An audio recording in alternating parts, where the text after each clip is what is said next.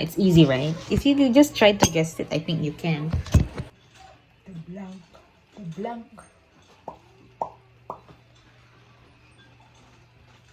Good morning. I'm actually teaching now. Yeah, mamaya na ako magkwento. Basta good morning. For now. Hi. Good morning. I'm back again. So yeah, kanina nakipag-usap na ako sa inyo. Kaso nga lang, may ginagawa ako. Nagkaklase ako. Hindi ko kaya magsalita sa harap ng camera habang nagkaklase. Kasi I'm talking to my student.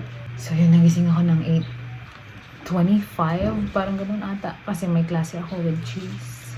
And then, meron naman ako another class. Kaya, natapos ng 8:20. Ngayon, 8:30 na. So, may start na ako mag-exercise. I already finished drinking water as well. So, I like exercise na. Medyo tinatamad ang katawan ko ngayon. Pero, yeah, I have to do it. Second day, tinatamad. Tinatamad ka na agad. No, I have to do it for myself. So, I have to exercise. Hindi ko mapapakita sa inyo kasi I'm using my phone. Yung application na ginagamit ko is nasa phone ko. So, hindi ko kaya namang i-video ang sarili ko habang nag-exercise. Because isa lang yung phone ko. So, yeah, I'll use my phone na and I will exercise first and then I'll update you guys later. But yeah, good morning. This is the second day.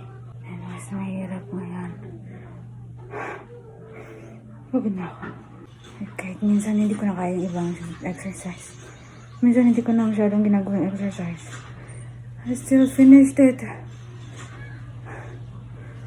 Sobrang nakakapagod. Grabe.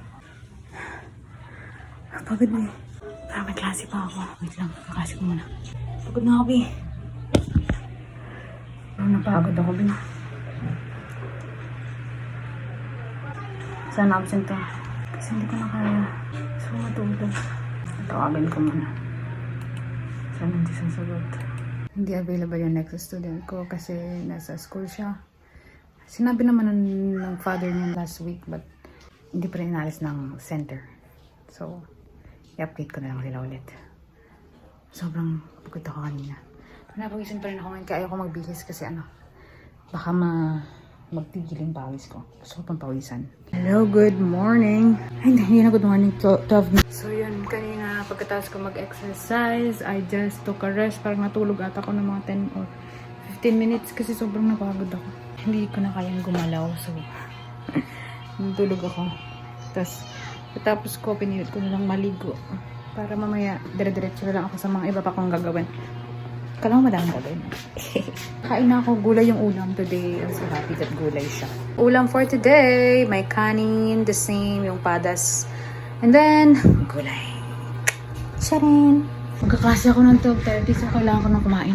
Let's eat, everyone! Ligo ko talaga. Pinilit kong maligo. Kasi pag ako naligo talaga, feeling ko mas napapatagal ko yung trabaho pag di na ako naliligo. Feeling ko mas gusto ko pag maligo na ako agad. Tapos, doon ko gagawin lahat ng mga gagawin ko. Hindi masyadong over ang Wednesday ko today. Ewan ko, napagod talaga ako. Kulang kasi talaga yung tulog ko ako gabi. Parang 2.5 lang ata yung tulog ko. Yeah, okay muna. So, that's it.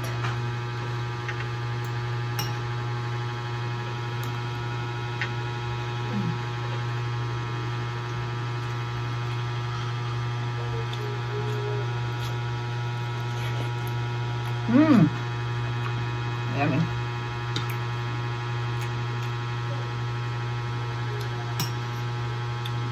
Parang medyo ma-oil lang, pero yummy.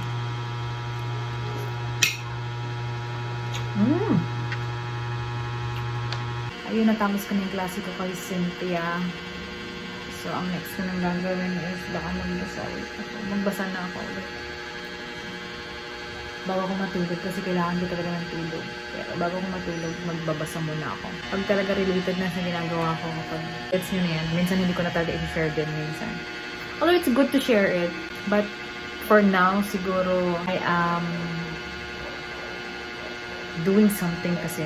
So, basta, mahirap siyang i-explain. I don't wanna explain it yet kasi maski ako hindi ko rin alam. But for now, I just wanna keep everything lang sa sarili ko muna. Kapag related kay Lord, yeah, I wanna keep everything private And gusto ko lang makipag-communicate kay Lord. It's between me and the Lord only, ganun. So, baka mamaya, pagkatapos ko magbasa, gusto ko manood din. Something like that. Hindi ko alam kung anong gagawin ko. Basta yun lang ang gagawin ko. Bahala na. For now, gusto ko magbasa. So, mamaya na lang ako babalik kung may update ako. Good afternoon. Nagising ko lang. Ang ganda ng tulog ko ngayon. Sarap matulog. Okay nga lang. Ang tulog ko. May klase naman ako ng 4. Kasi muna ako. Ito yung kanina pala. Ito yung kaninang hindi available. Pinausog niya.